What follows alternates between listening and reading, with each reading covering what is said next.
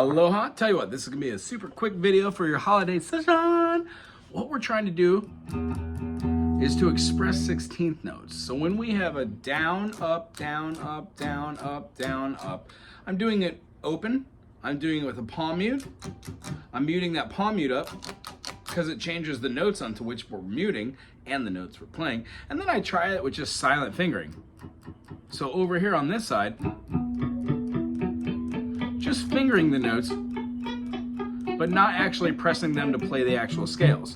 When we do play the actual scales, yes, they do come through as being the notes of the scale. But the idea is if you can play them without playing them and just get the harmonics, you actually hear all the superfluous notes. That's the only thing I'm going to say about that.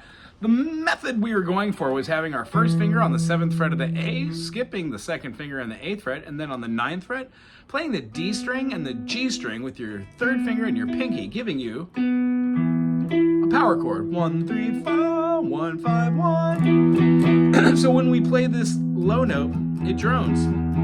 What I like to hear is down, up, down, up, down, up, down, up, down, up, down, up, down, up, down, up, down, up, down, up, down, up, down, up, down, up, down, up, down, up, down, up. And when we return, have you be able to go 1 and 2 and 3 and 4 and 1 and 2 and 3 and 4, then count 16th notes, 1 E and a 2 E and a 3 E and a 4 E, and play on the 2 and the 4. 1 E and a 2 E and a 3 E and a 4 E and a 1 E and a 2 E and a 3 E and a 4 E. That gives us a little bit better rhythm. We can do that in any key.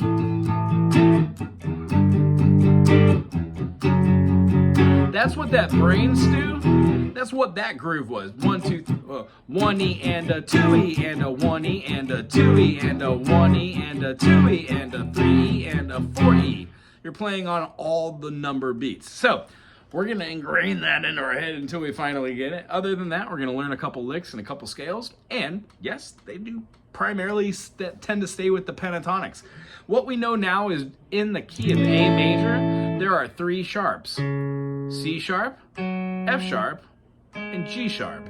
A, B, C sharp, D, E, F sharp, G sharp, A. When we play that this way, A, B, C sharp, D, E, F sharp, G sharp, A, it's easier to see how when we have 1, 2, 3, 4, 5, 6, 7, 1, if we flatten the 3, the 6, and the 7, 1, 2, flat 3, 4, 5, flat 6, flat 7, 1, we get a lot of the notes that are inside of our spider exercises and all the notes that are inside of our pentatonic. So when we practice these, we don't just practice them straight up and down, because these pentatonics are also in different quadrants when we play. It just so happens that C major and A minor had the same notes as the pentatonic scale. So when we play C major chord, we can play all these notes for the C major and the A minor.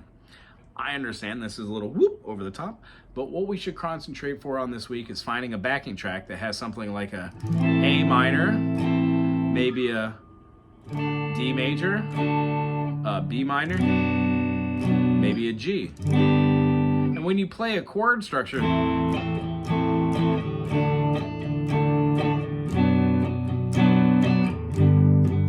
over the top of that, is that what we solo with? These are all pentatonic notes over the top of that progression.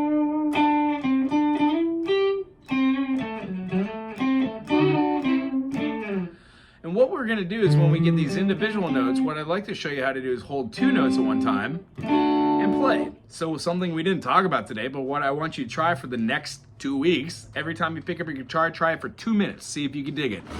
What are the 1 and the 3 notes that we would be playing for our pentatonic? Well, A minor goes to a C, A, C, and then our next note is going to be this note, which is the D.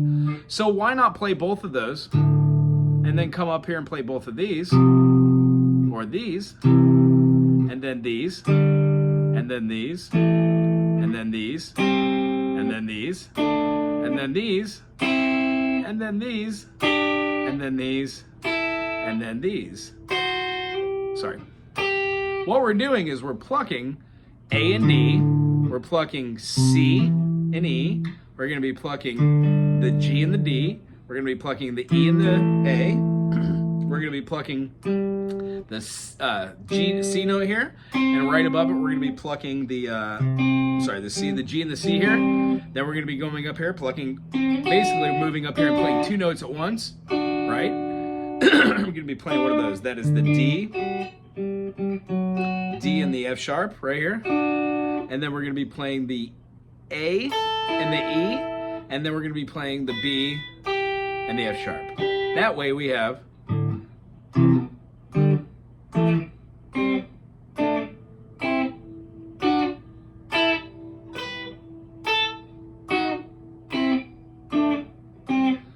these are 2-note pairings of all the notes in the major pentatonic. Try that this week. You also have 1, 2, 3, 4, 5, 6, 7, 1, 2, 3, 4, 5.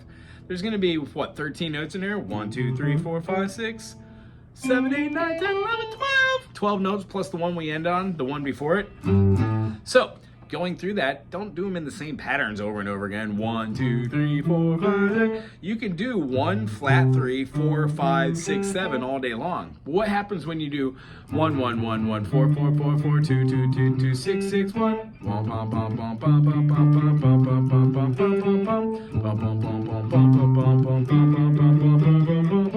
You derive melodies from that. So remember, if you're playing your spider exercises and you can see all the notes in there, and then you subtract only the notes that are the exoskeleton,